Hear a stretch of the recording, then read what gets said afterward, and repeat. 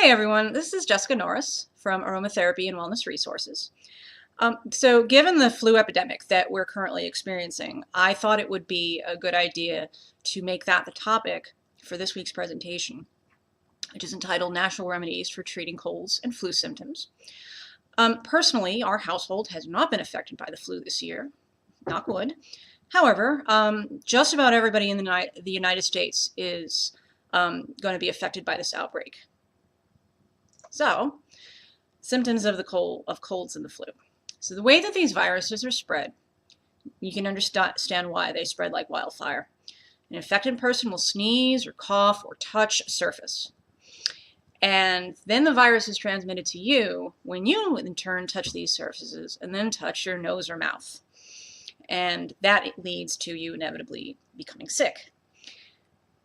It's really easy to catch these viruses. I'll give you an example. The other day, I was sitting in a bagel shop, and this little boy came in who was clearly sick, had his finger way up his nose, and then proceeded to use that finger to touch every single tub of cream cheese that was in the display case.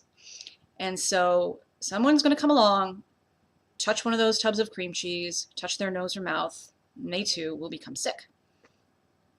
So once the virus is transmitted, it causes inflammation in your airways, which leads your body to produce mucus to fight the infection. And then you end up with your typical cold symptoms, including your stuffed up airways, blocked sinuses, dry cough, maybe a fever. So the differences between colds and the flu, they're similar symptoms. However, the symptoms of the flu are much more severe.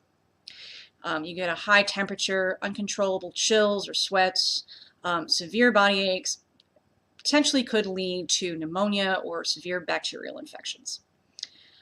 Now, the reason it is at the forefront of the media this year is as of the 26th of January, the CDC has reported that there were 37 fatal cases of the flu in the United States, which makes this, we are on count to have the worst flu season in nearly a decade.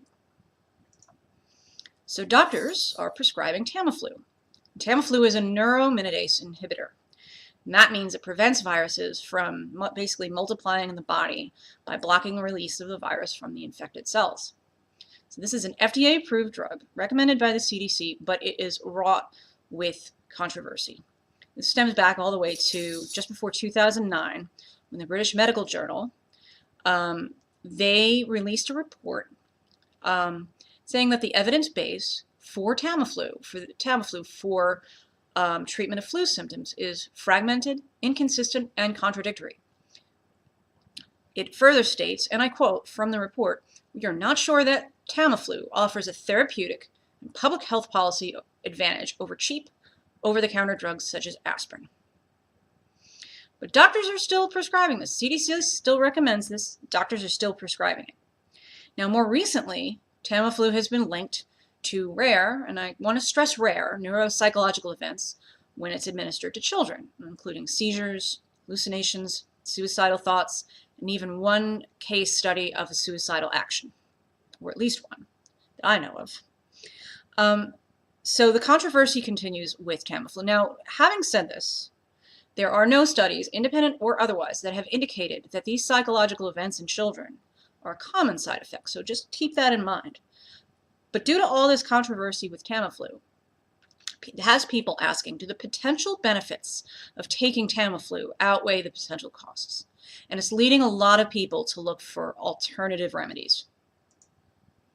So I know you've heard this before, but prevention of viruses is the key.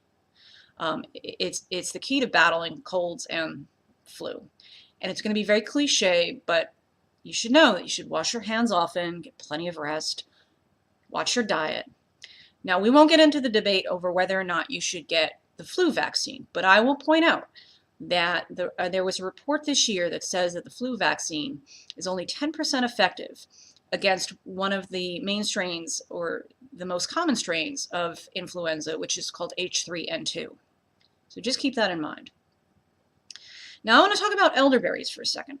Now, elderberries, the use of elderberries to prevent and treat flu symptoms is quickly trending.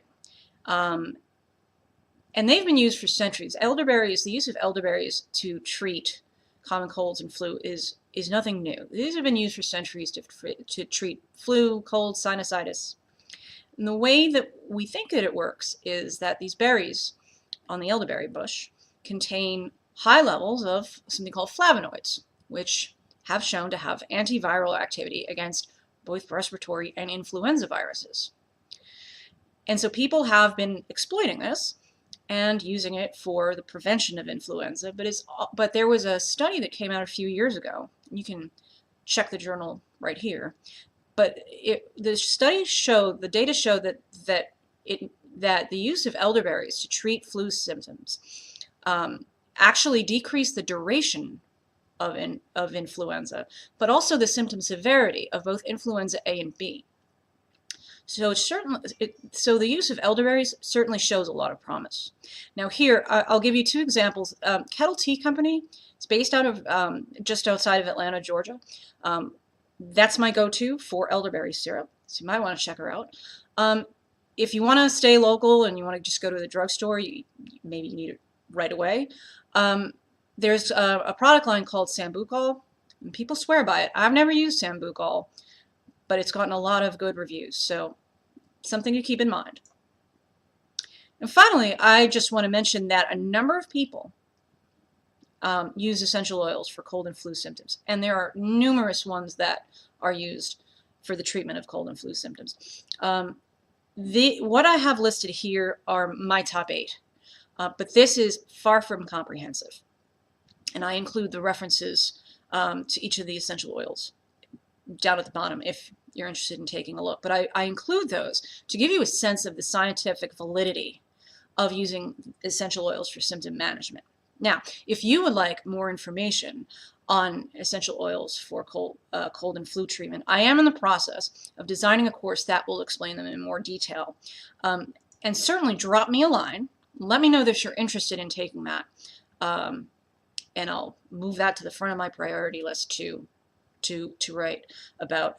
But otherwise, if you enjoyed this mini talk, please subscribe to my YouTube channel, like me on Facebook, follow us on Instagram, and of course sign up for our newsletter at doobiedoobidoo.com, and you will get notifications about new courses and mini courses.